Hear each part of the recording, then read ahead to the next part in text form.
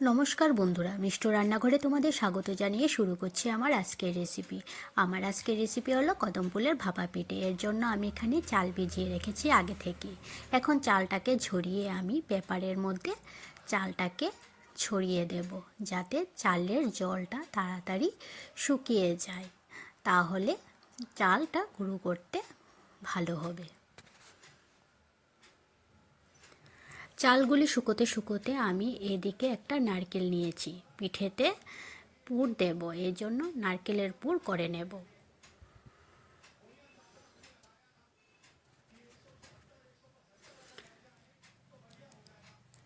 এখন আমি নারকেলটা কুড়িয়ে নেব।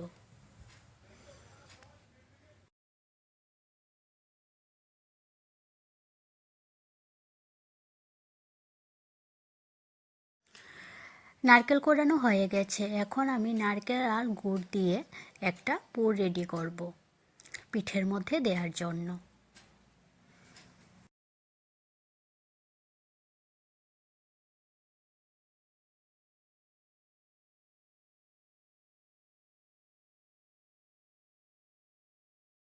পিঠের মধ্যে নারকেলের পুর দেওয়ার জন্য নারকেলের পুরটা রেডি হয়ে গেছে। এখন আমি নারকেলের পুরটা প্লেটে তুলে নেব। এদিকে আমার চালগুলিও জল শুকিয়ে গেছে। এখন আমি চালগুলি গুঁড়ো করে নেব। চালগুলি আমি মিক্সিতে গুঁড়ো করে নেব।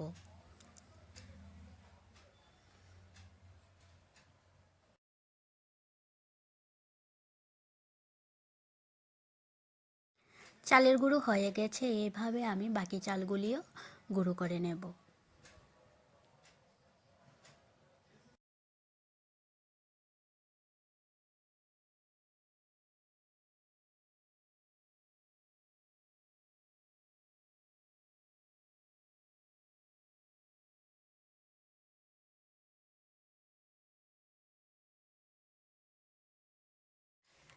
চালগুলি আমার গুঁড়ো করা হয়ে গেছে। পিঠে করার জন্য গুঁড়োগুলিকে একটু ভেজে নিতে হবে। এই জন্য আমি গ্যাসে কড়াই বসিয়ে চালের গুঁড়োগুলি আমি ভেজে নেব।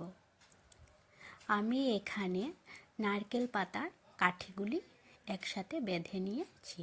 এগুলি দিয়ে চালের গুঁড়ো ভাজলে ভাজাটা ভালো হয়। চালের গুঁড়ো যখন ভাজার সময় খুব ঝরঝরে হয়ে যাবে, তখন ভেবে নিতে হবে যে চালের গুঁড়োগুলি ভাজা হয়ে গেছে, আর একটা হালকা গন্ধ বের হবে।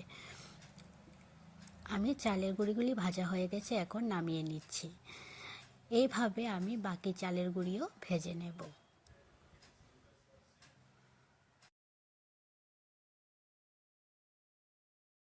চালের গুঁড়োগুলি ভাজা হয়ে গেছে। এখন বাকি চালের গুঁড়িও আমি নামিয়ে নেব। এখন আমি পিঠে বানানো শুরু করে দেব। এর জন্য আমি গ্যাসে একটা কড়াই বসিয়ে দিয়েছি। দিয়ে দিলাম জল। তারপর জলের মধ্যে দিয়ে দেব 1 চামচ লবণ আর 1 চামচ চিনি, আর দিয়ে দেব ছোট চামচে 2 চামচ সাদা তেল।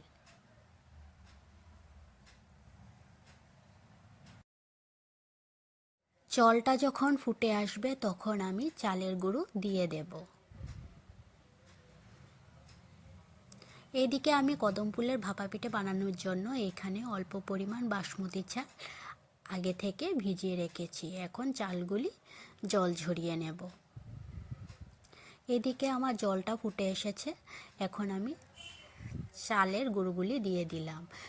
রুটি করার সময় যেভাবে আটা কাই করা হয়, এভাবে আমি চালের গুঁড়োগুলিকে কাই করে নেব।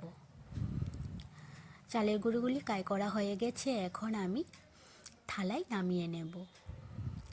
তারপর একটা চালের গুঁড়ো দিয়ে একটা ডো বানিয়ে নেব। চালের গুঁড়োর কাইটা নামানো হয়ে গেছে। এখন চালের গুঁড়োর কাইটাকে গরম গরমই মেখে নিতে হবে, না হলে পরে শক্ত হয়ে যেতে পারে।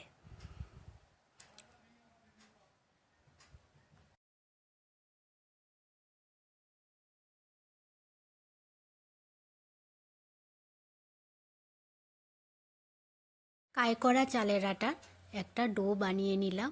এখন আমি পিঠে বানানো শুরু করে দেব।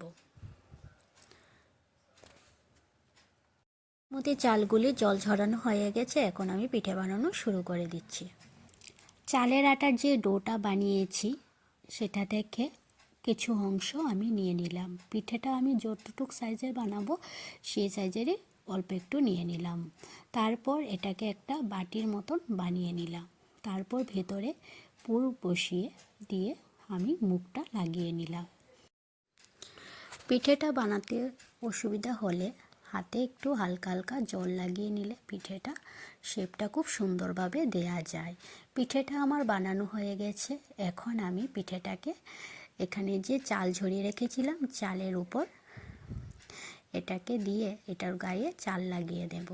পিঠেটার গায়ে চাল লাগানো হয়ে গেছে, এখন আমি রেখে দিলাম।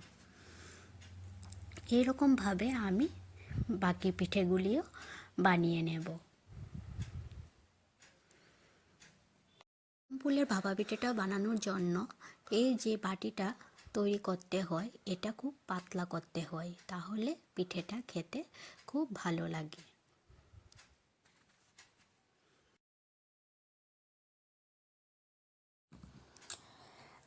আপনারা যদি চালের আটাটা ঘরে এভাবে বানাতে না পারেন তাহলে বাজারে কেনা চালের আটা দিয়েও এই পিঠেটা করা যায়, স্বাদটা সেমই থাকবে। আমি বাজার থেকে আটা কিনে নিই, বাড়িতেই আটা তৈরি করে বানিয়েছি।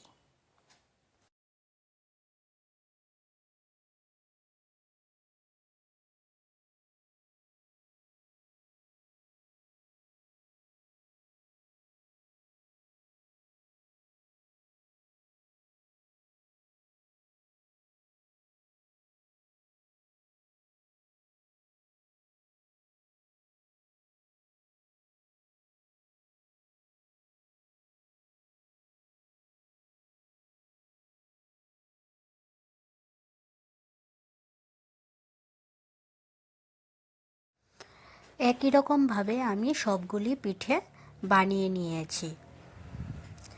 এখন আমি পিঠেগুলিকে ভাপ দেব।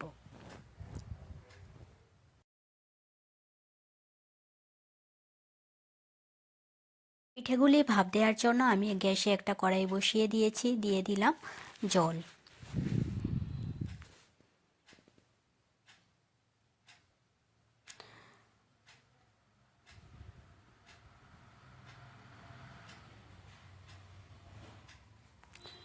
জল দেওয়ার পর আমি এখানে একটা চালনি বসিয়ে দেব। এখন আমি চালনির উপরে একে একে সব পিঠেগুলি বসিয়ে দেব। পিঠেগুলি আমি একটু ফাঁকা ফাঁকা করে দেব যাতে একটার গায়ে একটা না লেগে যায়। তারপর আমি ঢাকা দিয়ে দেব 10-15 মিনিটের জন্য। 10-15 মিনিট পর আমার ঢাকাটা তুলে নিয়েছি, আমার পিঠেগুলি হয়ে গেছে। এখন আমি পিঠেগুলিকে নামিয়ে নেব প্লেটে।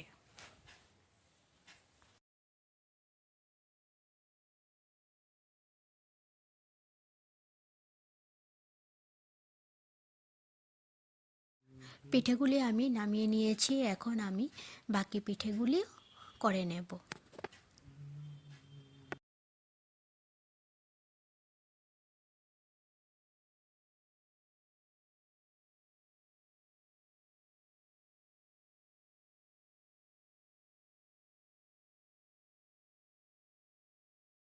পিঠেগুলি হয়ে গেছে, এখন আমি সবগুলি পিঠে প্লেটে নামিয়ে নেব।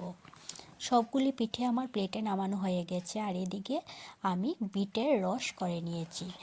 অল্প অল্প বিটের রস আমি পিঠের উপরে দিয়ে দেব, তাহলে দেখতে ভালো লাগবে। রেসিপিটি যদি ভালো লেগে থাকে তাহলে লাইক আর সাবস্ক্রাইব করে দেবে।